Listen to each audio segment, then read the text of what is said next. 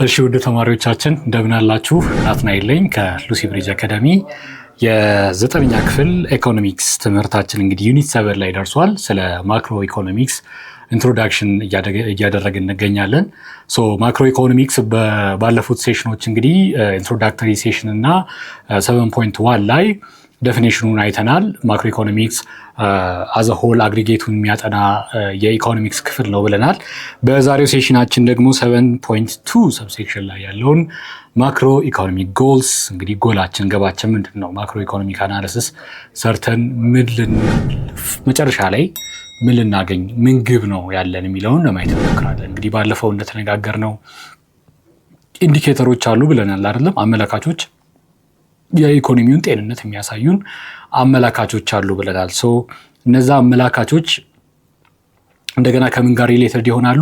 ልንፈታቸው ከፈለግናቸው ፕሮብሌሞች ጋር። ምክንያቱም ፕሮብሌሞቹን ስንፈታ ነው ሴን ኤንድ ሳውንድ የሆነ ኢኮኖሚክ ስታተስ ቁመና ላይ ቆመናል ብለን መናገር የምንችለው ብለን ተነጋግረን ነበር።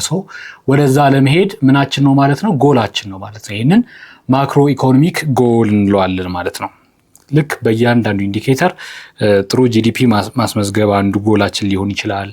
አንኢምፕሎይመንት ሬትን መቀነስ፣ ሁሉንም ኢምፕሎይ ማድረግ፣ ኢንፍሌሽንን መቀነስ፣ አትቤይ ማድረግ፣ መከላከል፣ ኢንፍሌሽንን ስቴብል የሆነ ፕራይስ እንዲኖር ማድረግ። እነዚህን ሁሉ እንግዲህ ፕሮብሌሞች ናቸው። እንዲሁም ደግሞ እነዚህን ሜዥር ስናደርግ የምናገኘው ኢንዴክስ ኤንድ ሬቶች ደግሞ አመላካቾች ናቸው፣ ኢንዲኬተር ናቸው፣ ወይም ማክሮ ኢኮኖሚክ ቫሪያብል እንላቸዋለን ብለናል። ከነዚህ ተነስተን ደግሞ ጎላችንን መቅረጽ እንችላለን። ስለዚህ ዛሬ ስለ ኦብጀክቲቫችን ስለ ጎላችን ነው የምንነጋገረው ማለት ነው። በዛሬው ሴሽናችን ሁልጊዜ እንደማስታውሳችሁ lucybridgeacademy.com ሳይታችንን በመጎብኘት ብሪፍ ኖቶችን፣ ጥያቄዎችን እንዲሁም ፐርሰናላይዝድ የሆነ AI አሲስተንት መጠቀም ትችላላችሁ። ዶንት ፎርጌት ቱ ቼክ አውት አወር ሳይት ለማለት ያክል ነው። ማክሮ ኢኮኖሚክ አናሊሲስ ኤንድ ፖሊሲ ሜዥርስ በሚል ርዕስ እንግዲህ ስንነጋገር የማክሮ ኢኮኖሚክ አናሊሲስ ማለት ምን ማለት ነው? አጠቃላይ ማክሮ ኢኮኖሚው ያለበትን ቁመና መተንተንን ነው እንግዲህ አናሊሲስ የምንለው። ከዛ በኋላ ደግሞ የሚያስፈልገው ሜዥርመንት ሲወሰድ ያንን ፖሊሲ እንለዋለን ማለት ነው። ኦኬ ማክሮ ኢኮኖሚክ አናሊሲስ ስተዲስ the behavior of the economy as a whole ትልቁ ፒክቸር ኢንክሉዲንግ አውትፑት ያያል፣ ኢንካም ያያል፣ ኢምፕሎይመንት ያያል and the general price level ባለፈው የተነጋገርናቸው ማለት ነው። ምን ያክል ፕሮዳክሽን አምርታለች ሀገራችን፣ አውትፑታችንን ማለት ነው። እሱ እናያለን። ኢምፕሎይመንት አይድል የሆነ ሰውም ሆነ ማሽነሪ ካፒታል የለም፣ ሁሉም እንቅስቃሴ ላይ ነው፣ ሁሉም ፕሮዳክሽን ላይ ነው የሚለውን እንግዲህ ማረጋገጥ እንፈልጋለን ማለት ነው። ኢምፕሎይመንት ስንል እንግዲህ አክቲቭ ሌበሮቻችን ሁሉም አስማች አስ ፖስብል ናቹራል ወደ ሆነው የኢምፕሎይመንት ሌቭል ወይም ደግሞ ሁሉም ስራ የሚያገኝበት ሁኔታ ላይ አት ሚኒመም ዌጅ ስራ የሚያገኝበት ሁኔታ ላይ እንግዲህ ዊሊንግ እና ኤቢል የሆኑትን ኢምፕሎይ ማድረግን የሚያመለክት ነው ማለት ነው። ጀነራል ፕራይስ ሌቭል ስንል ስለ ኢንፍሌሽን ነው። እንግዲህ ኢንፍሌሽን ትልቁ ጠላት ነው ለኢኮኖሚ፣ ለገንዘባችንም ፐርቼዚንግ ፓወሩን የሚያሳጣው ትልቁ ጠላት ኢንፍሌሽን ነው። ስለዚህ ኢንፍሌሽንን እንግዲህ ስቴብል የሆነ ፕራይስ እንዲኖረን ማድረግ አንደኛው የማክሮ ኢኮኖሚክ ጥናታችን ዓላማ ነው። በአናሊሲሳችንም የምናየው እሱ ነው ማለት ነው። እነዚህን ኢንዲኬተሮች ምን እናደርጋለን?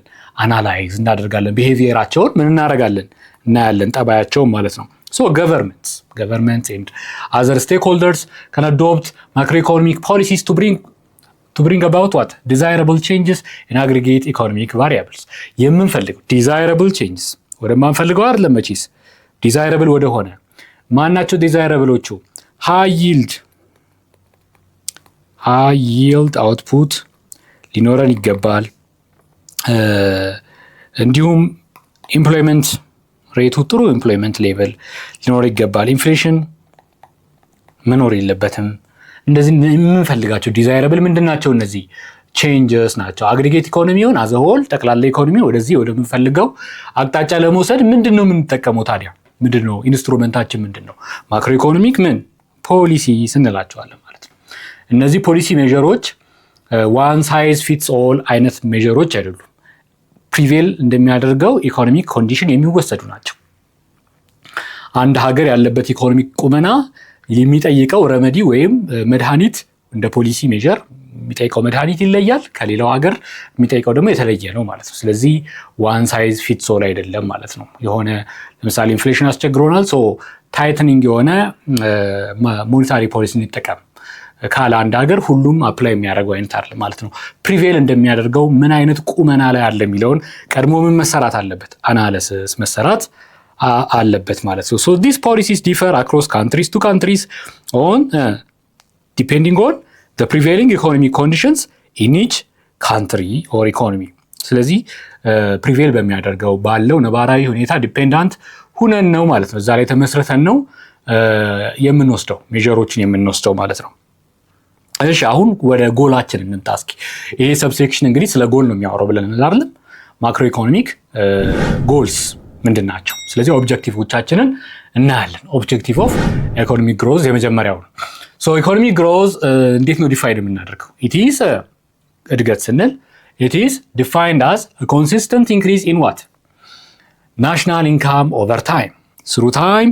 ኮንሲስተንት የሆነ ሰስተነብል የሆነ ምን ሲኖር ናሽናል ኢንካም ሲጨምር ያንን ምን ብለን ሪፈር ማድረግ እንችላለን?